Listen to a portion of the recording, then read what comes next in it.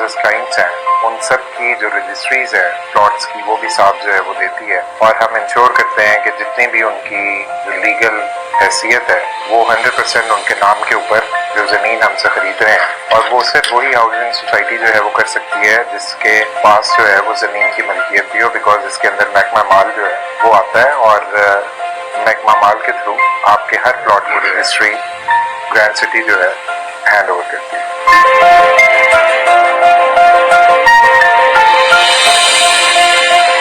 Grand city सराय आलमगीर अपने clients को मुकम्मल तौर पर मालकाना हकूक देती है और उनकी जायदाद की मुकम्मल तौर पर तहफ़्फ़ुज़ फराहम करती है।